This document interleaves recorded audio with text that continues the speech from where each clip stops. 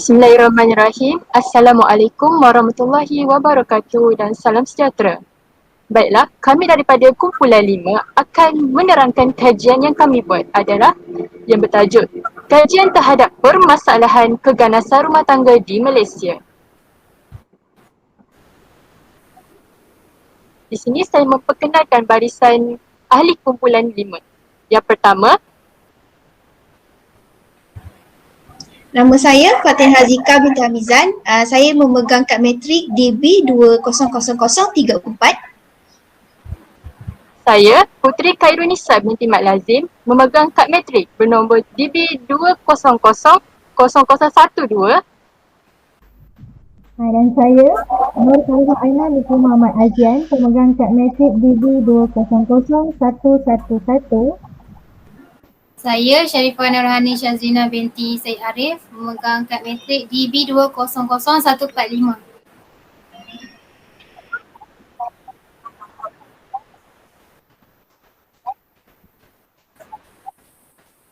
Dan saya Hayu Majidah binti Omar, pemegang kad matrik DB 200130.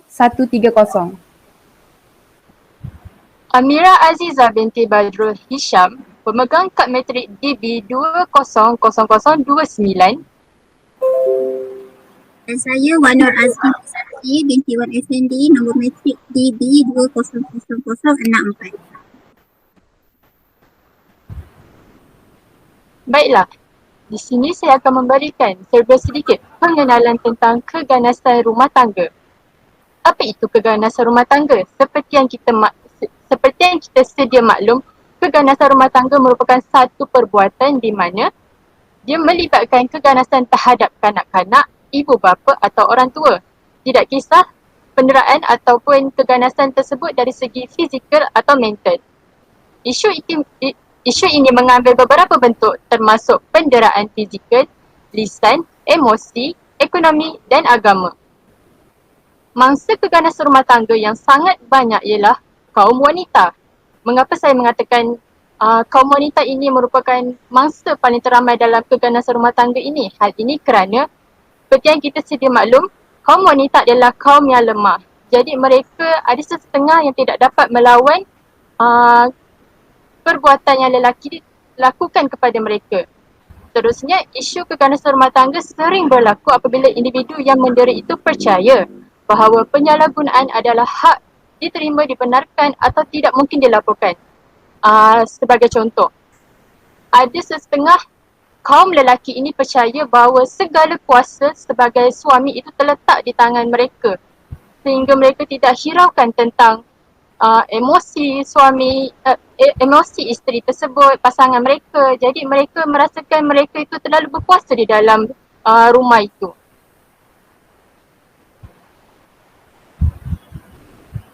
Baiklah, di sini kami melakukan juga kajian lepas supaya dapat melakukan kajian kami ini. Kami mendapati tiada kajian yang memfokuskan tentang permasalahan keganasan rumah tangga di Malaysia ini. Terusnya, kajian lepas yang dapat dinyatakan tersebut adalah seperti kajian Nur Saadah Muhammad Awan, Nur Syuhada Muhammad Mustafa Rizan pada tahun 2018 yang bertajuk Pengetahuan Mahasiswa tentang Perundangan dalam Keganasan Rumah Tangga. Terusnya ialah kajian yang dijalankan oleh Maisara Muhammad Yusof iaitu hubungan konflik kewangan terhadap kesejahteraan sosial mangsa wanita dalam isu keganasan rumah tangga. Terusnya, kajian yang membincangkan tentang kesan emosi yang dihadapi oleh wanita bercerai akibat keganasan rumah tangga. Kajian ini dilakukan oleh Nur Fadilah binti Yahya pada tahun 2014. Seterusnya, kajian yang kami lakukan daripada kajian lepas adalah tahap pengetahuan masyarakat terhadap keganasan rumah tangga. Yang bertajuk kajian rintis adalah merupakan kajian yang dihasilkan oleh Nurul Asli Zawati Ayub Siti Hajar Abdul Rauf pada tahun 2019. Terusnya, kesedaran tentang hak suami dan isteri dalam kalangan masyarakat agar gejala penganiayaan dan keganasan rumah tangga dapat dibanteras. Justru itu, pasti generasi akan datang dapat perolehi sebuah kajian baru di mana kajian yang kami lakukan ini dapat memberi kefahaman yang lebih jelas tentang permasalahan keganasan rumah tangga. Baiklah, seterusnya adalah objektif kajian. Apa itu objektif? Objektif adalah matlamat kajian yang akan kami lalui, yang akan kami dapatkan. Baiklah, objektif yang pertama adalah menerangkan isu keganasan rumah tangga yang berlaku dalam masyarakat di Malaysia. Di sini kami melakukan kajian ini adalah untuk memberi penerangan lebih jelas tentang isu keganasan rumah tangga ini. Seterusnya, menganalisa kes keganasan rumah tangga dan cara menanganinya menurut perspektif fiqh Islam, di mana kita sebagai umat Islam perlulah mengetahui cara menangani masalah kes keganasan rumah tangga ini mengikut ajaran Islam. Seterusnya, menghuraikan peranan dan tanggungjawab dalam institusi kekeluargaan menurut perspektif Islam. Sebagai umat Islam, kita seharusnya mengetahui tanggungjawab kita sebagai isteri, sebagai suami, sebagai anak dalam keluarga, supaya kita takkan mensia-siakan ahli keluarga kita. Seterusnya adalah metodologi kajian. Kajian ini adalah berbentuk kualitatif dan menganalisis dokumen yang mengandungi nas-nas, hukum-hukum syarak serta pandangan-pandangan menurut perspektif Islam, di mana kita akan mengetahui dengan lebih lanjut apakah Islam mengajar kita cara yang sepatutnya atau tidak. Tetapi dengan adanya nas-nas hukum syarat ni, kita akan lebih yakin bahawa agama Islam ini adalah agama yang sempurna. Sekian, terima kasih. Seterusnya saya akan serahkan kepada rakan saya, Nur Farha Aina.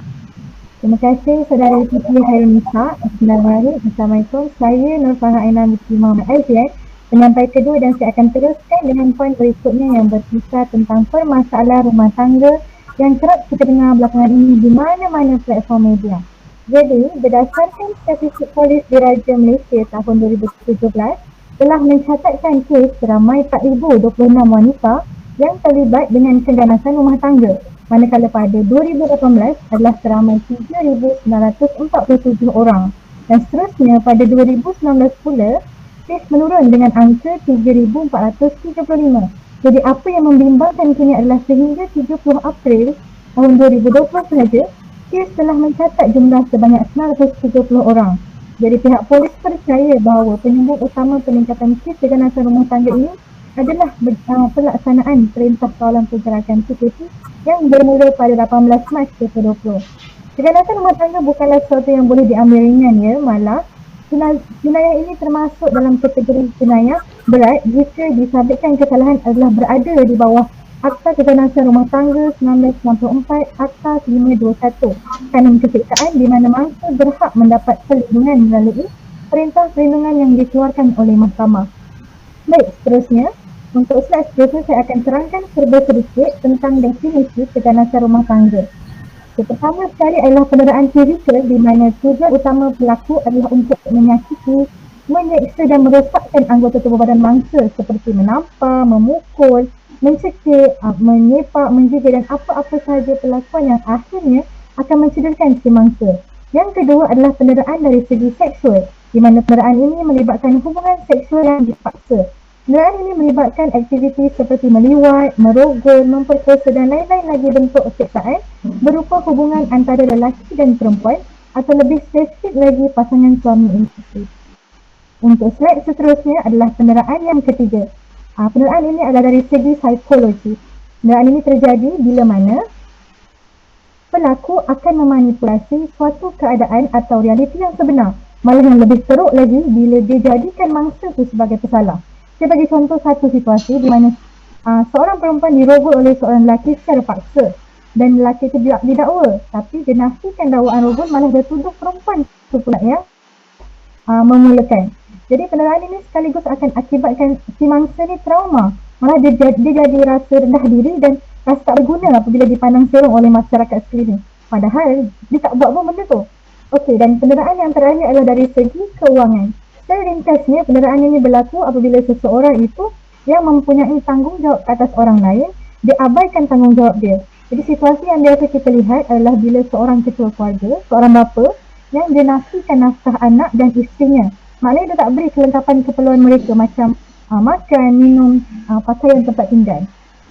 Okey, berdasarkan berita yang kami peroleh, kami menganalisa kes dengan mencari punca-punca yang mengakibatkan terjadinya perlakuan keganasan tersebut. Untuk kes pertama yang melibatkan seorang suami berniat membunuh isterinya dengan melanggar di tempat parking kereta akibat pertengkaran dan perselisihan faham antara mereka. Kita rumuskan di sini, kes adalah berpunca daripada masalah keluarga yang agak berat. Terusnya, kes yang kedua, di mana seorang anak yang juga seorang ibu telah diseksa secara seksual oleh ayahnya sendiri. Jadi kes ini berpunca daripada sikap keji sang ayah yang tidak bertanggungjawab. Malah dia juga seorang penagih dadah yang kerjanya susahkan hidup mereka keluarga. Okey, kita pergi pula pada kes yang ketiga. Di mana seorang suami yang tugasnya adalah melindungi si isteri telah bertindak kejam dengan menumbuk serta memijak kepala isterinya sendiri. Kes ini dilaporkan berpunca daripada peneguran si isteri kepada suaminya yang gemar bahawa anak kecil mereka berumur baru 6 tahun untuk minum minuman keras. Masya Allah. Jadi untuk kes yang keempat, di mana seorang isteri itu telah dipukul dan tidak cukup dengan itu, malah anaknya juga dijadikan tempat melampiaskan amarah sang suami durjana. Puncanya cumalah salah faham dalam keluarga yang sebenarnya ikutkan logik boleh sangat diselesaikan oleh si suami jikalau suami itu berfikiran waras. Okey, baik, seterusnya kes yang kelima untuk berkaitan dengan isu perniagaan di mana sang suami bertindak agresif menumbuk perut si isteri serta mengambil kad pengeluaran tunai milik isterinya. Kes berpunca daripada salah faham dalam aktiviti perniagaan mereka. Saya betul-betul hilang kata-kata, dia sudahlah tak bantu isteri dia mencari nafkah, malah diambil pula hasil titik peluh isteri dia. Untuk kes yang terakhir saya kira, kes di mana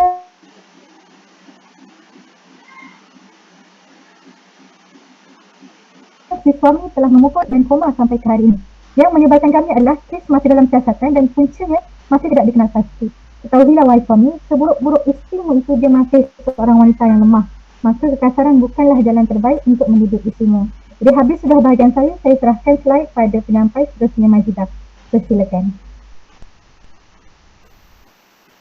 Okey. Setelah mengetahui kes-kes yang berlaku di Malaysia ini dan punca-puncanya, maka kat sini kami akan menghuraikan atau menjelaskan cara-cara untuk mengatasi masalah tersebut melalui menurut perspektif Islam. Yang pertamanya adalah menjalankan tanggungjawab dalam keluarga. Seperti kes yang kita dapat lihat tadi, bapa bersikap keji, tidak memainkan peranan sebagai seorang bapa untuk menunjukkan contoh yang baik kepada anak-anak mereka. Daripada kes tersebut, dapat jelaslah kita lihat yang bapa ini tak menjalankan tanggungjawabnya sebagai ketua keluarga. Okay, firman Allah Ta'ala dalam surah Al-Baqarah ayat 233 yang bermaksud, dan ibu-ibu hendaklah menyusukan anak-anak mereka selama 2 tahun genap, iaitu bagi orang yang hendak menyempurnakan penyusuan itu. Kewajipan bapa pula adalah memberi rezeki dari segi makanan dan pakaian kepada ibu itu mengikut cara yang sepatutnya. Jelas dekat sini dalam satu keluarga tu ibu bapa sangat mainkan peranan yang penting.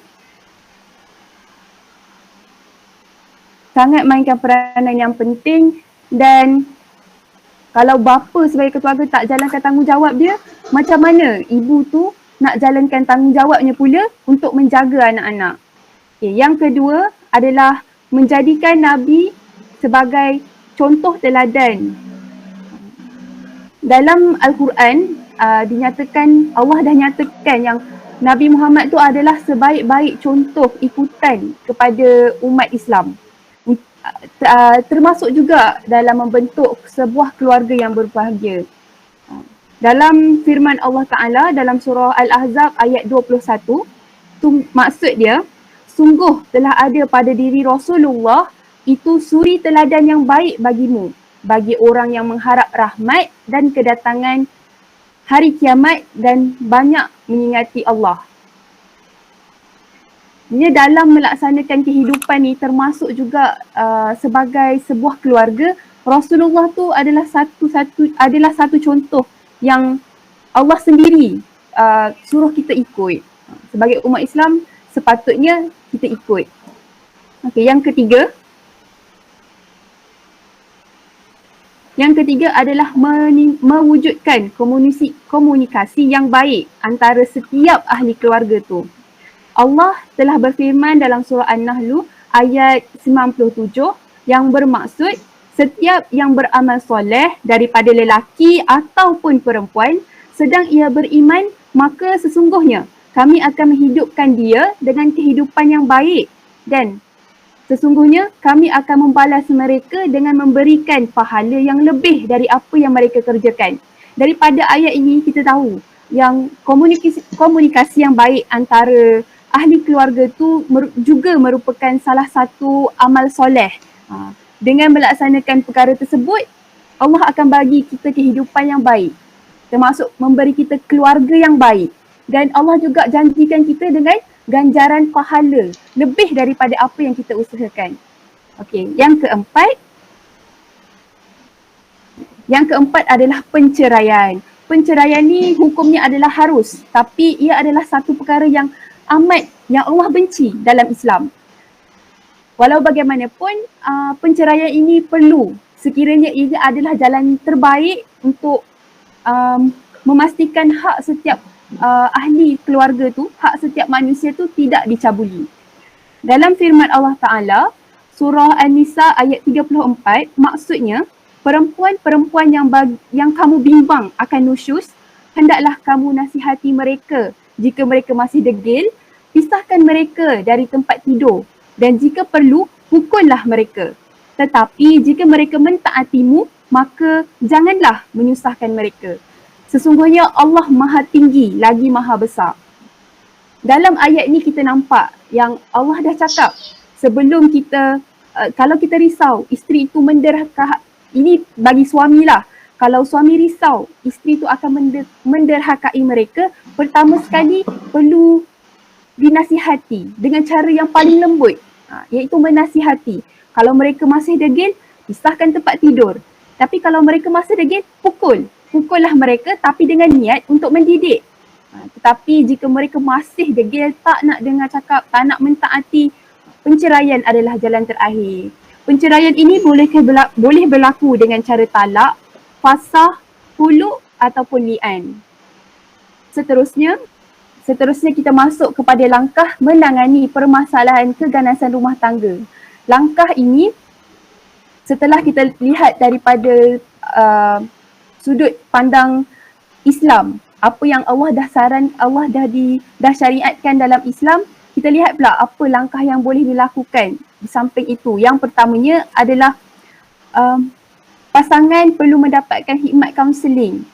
Daripada khidmat kaunseling ni, kedua-dua pihak iaitu suami dan isteri boleh berbincang semula, mendapat ruang untuk berbincang semula dan mendapatkan nasihat daripada orang tengah iaitu kaunselor lah, untuk fikir balik baiknya, buruknya jika mereka membuat keputusan untuk bercerai. Seterusnya, melalui tindakan undang-undang berdasarkan Akta Keganasan Rumah Tangga 1994. Jika dah berlaku keganasan tu dalam rumah tangga, langkah yang boleh diambil adalah buat laporan polis supaya pelaku tersebut boleh dikenakan tindakan undang-undang. Okay, yang ketiga, sokongan dan dorongan daripada masyarakat sekeliling seperti ibu bapa, saudara mara, rakan-rakan, termasuklah media sosial. Sokongan dan dorongan daripada masyarakat ni kita dapat lihat kalau rasa kita tak boleh, kalau rasa mangsa tu yang mengalami masalah keganasan rumah tangga ni tak boleh nak selesaikan ataupun takut, kita dapatkan pertolongan, sokongan dari segi moral dan juga pertolongan daripada orang yang terdekat dengan kita, terutamanya keluarga kita sendirilah, ibu bapa ataupun saudara mara. Jika mereka jauh, kita boleh minta pertolongan daripada rakan-rakan. Kalau tak ada juga media sosial, sebab media sosial ni dalam media sosial dah ada banyak yang banyak talian-talian yang boleh kita hubungi untuk dapatkan pertolongan. Seterusnya, peranan suami dan isteri dalam membentuk keluarga bahagia. Peranan suami adalah menyediakan tempat tinggal yang selesa, menyediakan makan dan minum yang secukupnya, memberi nafkah zahir dan batin yang dengan baik, melindungi isteri dan anak-anak dari segi kesihatan maupun keselamatan, bimbing isteri dan anak-anak dengan ajaran Islam menuju keredaan Allah Subhanahu Wa Taala. Sebagai orang Islam, bapa juga bertanggungjawab untuk membimbing anak-anak dan isteri itu berdasarkan ajaran Islam. Dan yang terakhir, bertanggungjawab dalam mendidik akhlak isteri dan anak-anak dan memastikan mereka mendapat pendidikan Islam yang sempurna.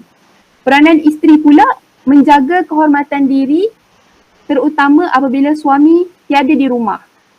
Apabila suami telah jalankan tanggungjawab dia untuk mendidik isteri tersebut, maka isteri akan tahu tanggungjawabnya pula untuk menjaga kehormatan diri.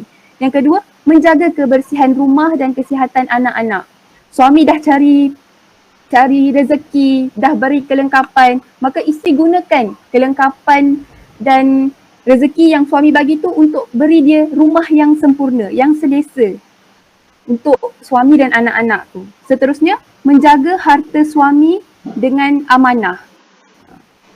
Yang seterusnya, menyimpan rahsia perbualan antara suami dan isteri.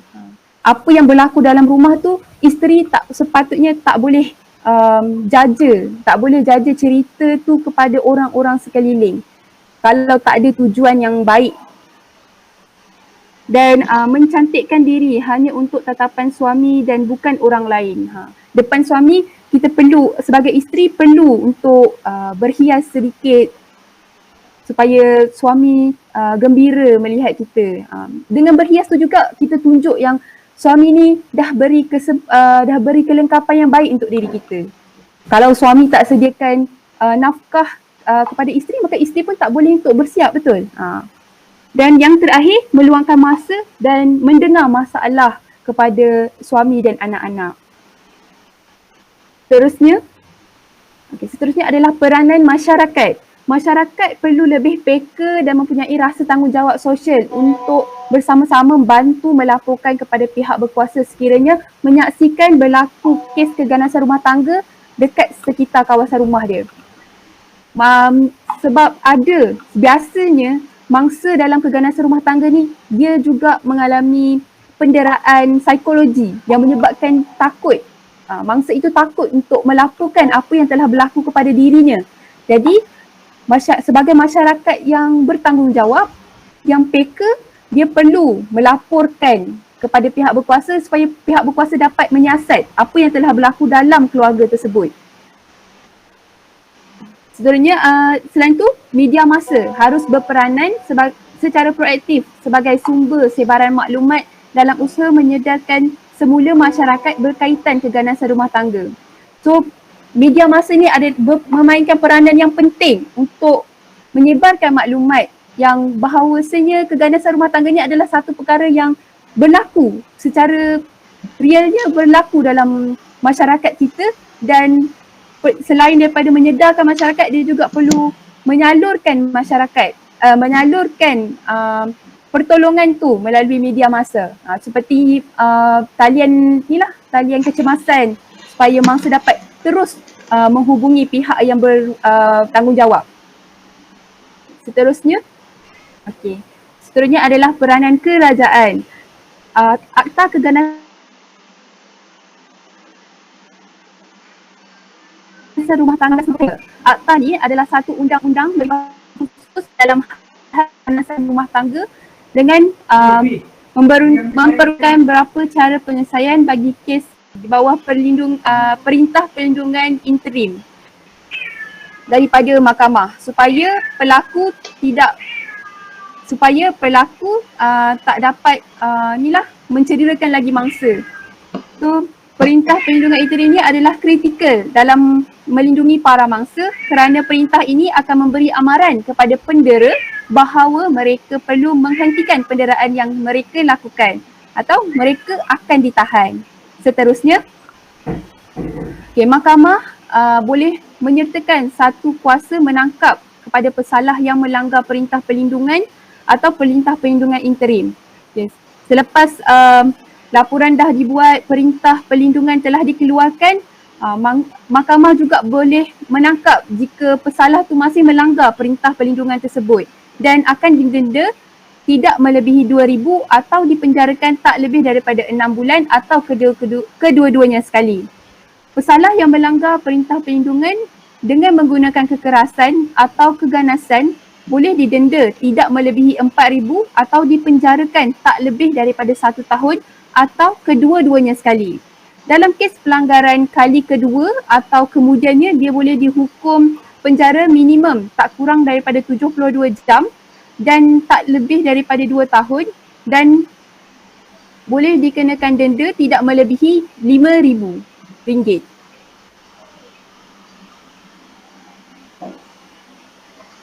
Seterusnya saya serahkan kesimpulan kepada Sharifah Nurhanis. Betul masuk Okey, saya mengambil tempat hadis kerana lain dia agak lost. Okey, sebagai kesimpulannya, dalam kajian tersebut, permasalahan keganasan rumah tangga di Malaysia yang berlaku pada tahun 2020 dan 2021 boleh dikaitkan dengan Perintah Kawalan Pergerakan PKP yang dilaksanakan kerana penularan wabak COVID-19. Seterusnya, ketua keluarga juga memainkan peranan penting dalam membentuk sebuah keluarga sama ada harmoni dan diredai Allah ataupun bermasalah dan dibenci oleh Allah. Islam juga turut membincangkan soal fiqh kekeluargaan ini, termasuklah penyelesaian yang disarankan dalam Islam iaitu penceraian sebagai jalan akhir dalam mencapai kebaikan bagi umat Islam dan bukannya keganasan. Okey, itu sahaja dari kumpulan kami. Terima kasih.